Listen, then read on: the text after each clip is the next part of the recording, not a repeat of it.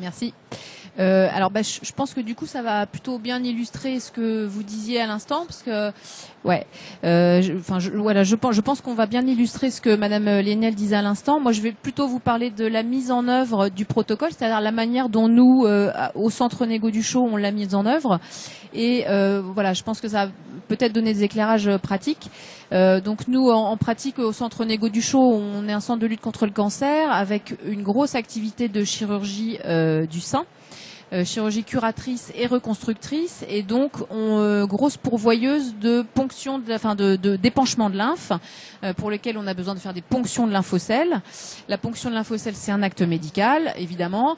Ce qui s'est passé, alors voilà, c'est l'émergence du protocole. En fait, il y avait de gros besoins en termes de ponction de lymphocèles, donc potentiellement preneur de temps pour les chirurgiens ou pour les internes.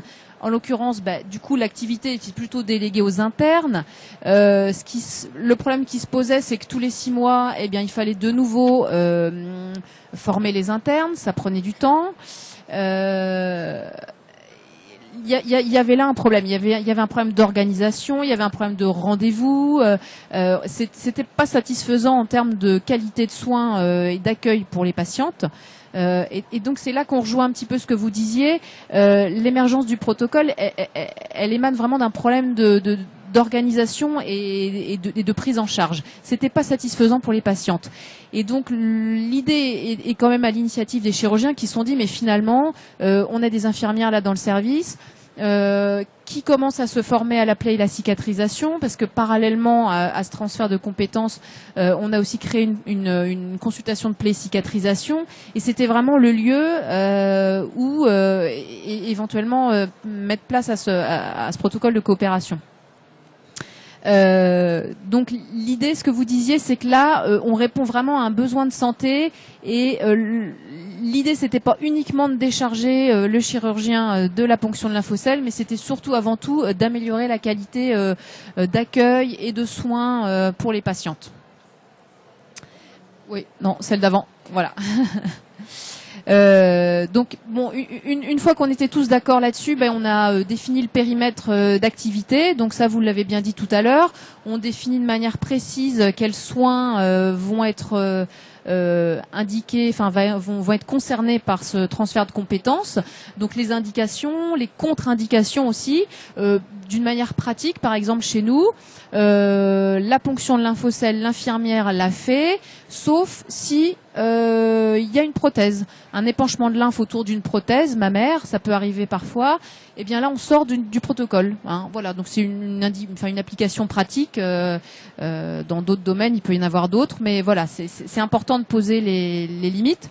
Alors, quels patients sont inclus, quels patients sont concernés par ce transfert de compétences? Alors, nous, en pratique, on n'a pas de critères d'exclusion, mais on pourrait en imaginer des patients qui sont, par exemple, qui ont des capacités cognitives limitées ou des choses comme ça. Je sais que dans certains protocoles, ça peut poser problème.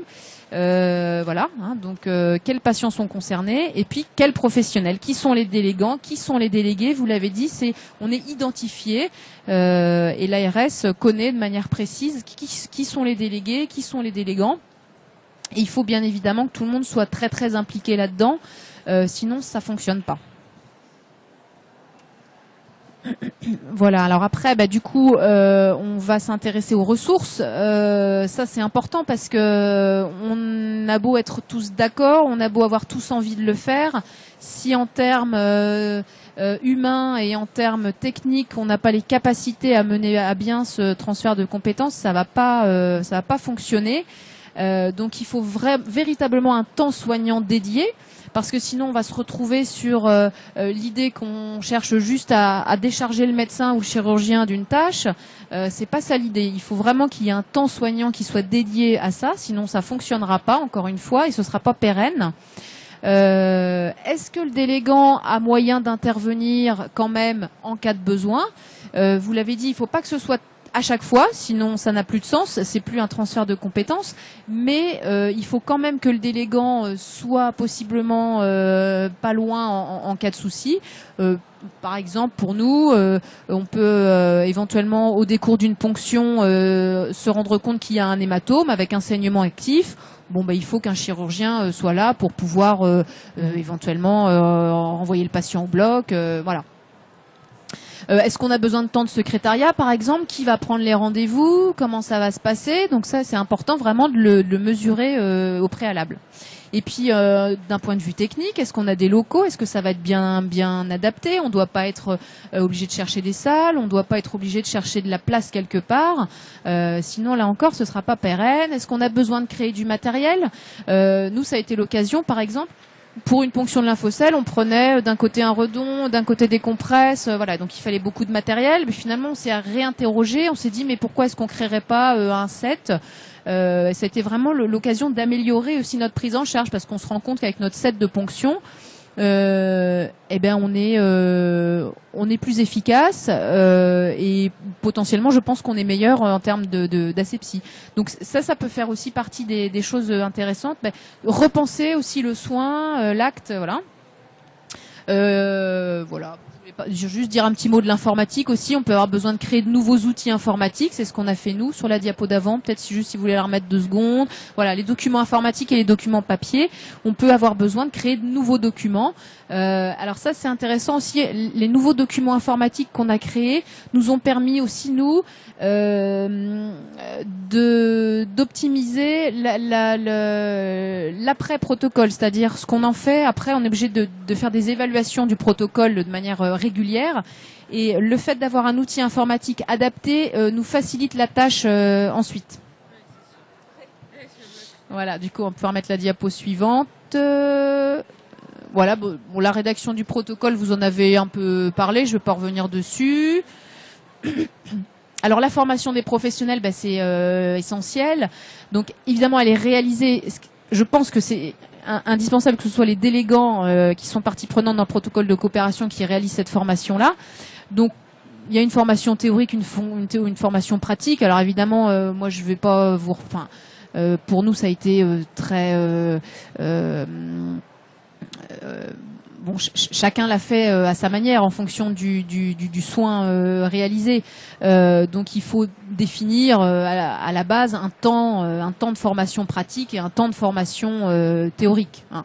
En termes de pratique, ce qu'on fait souvent, c'est qu'on observe d'abord, on réalise après sous surveillance, et puis après on réalise en étant, ensuite on est, on est autonome, mais on est aussi évalué selon des critères qui sont prédéfinis. Je vous montrerai, on a fait une petite grille d'évaluation.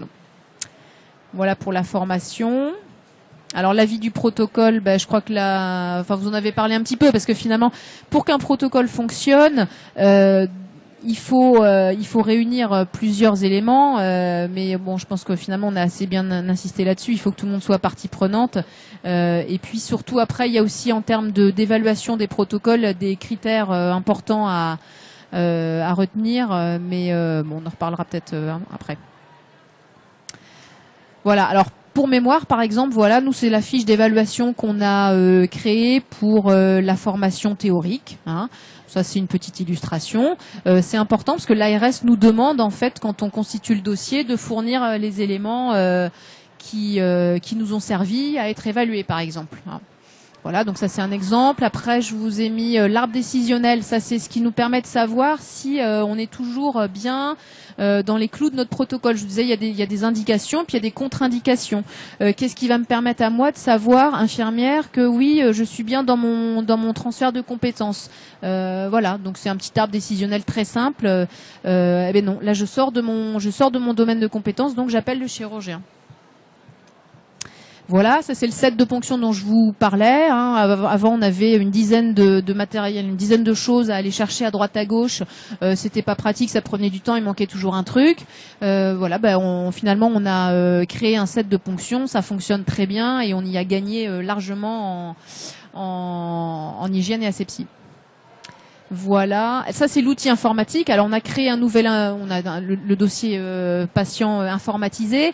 On a fait un petit questionnaire. À chaque fois qu'on fait une ponction de lymphocèle, on remplit ce questionnaire qui nous permet de savoir combien on a retiré, comment était le liquide, etc.